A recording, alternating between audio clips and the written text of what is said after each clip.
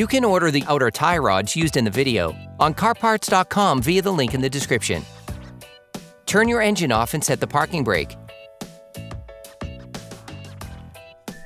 Loosen the stud bolts on the front wheels. Lift the front of your vehicle.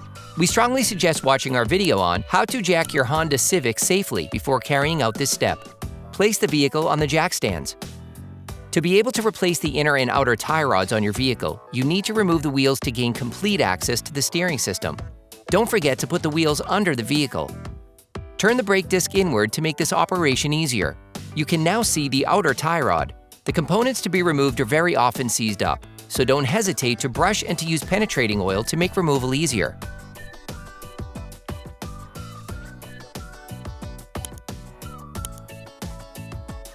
With a marker, trace a line between the inner tie rod and the outer tie rod. This will be useful later on during its assembly and disassembly.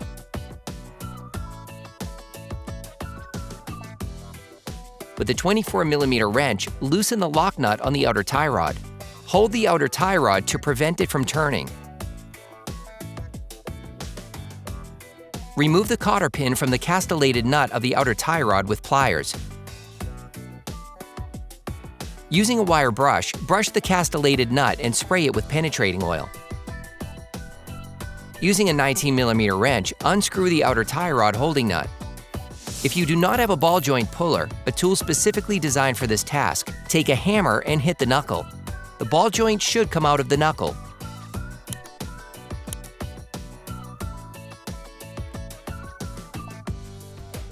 Unscrew the outer tie rod and remove it.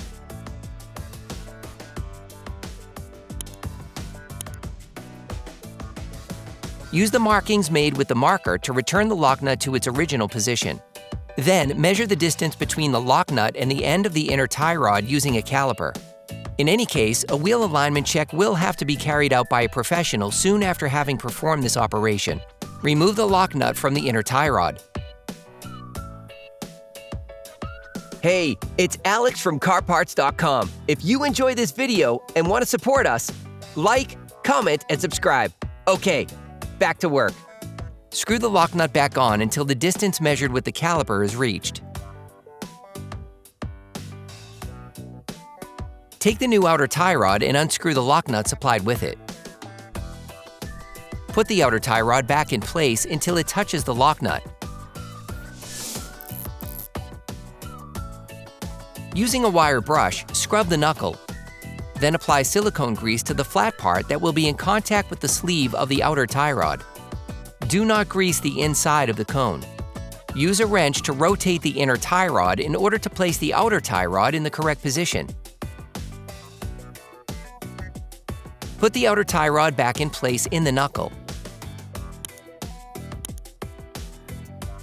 Apply pressure to the outer tie rod using a jack to prevent the ball joint from rotating when tightening the nut. Put the castellated nut supplied with the new part in place and tighten it using a 19mm wrench.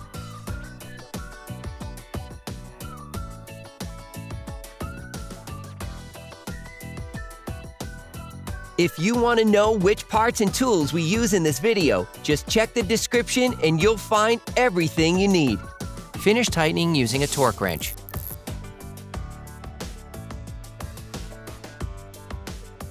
Take the cotter pin and fit it into the castle nut.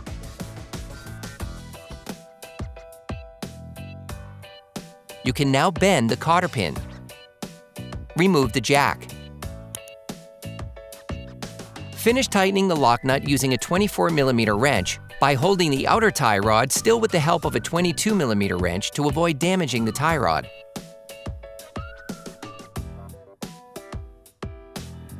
For great content, our best price, and fast shipping, download the CarParts.com app now.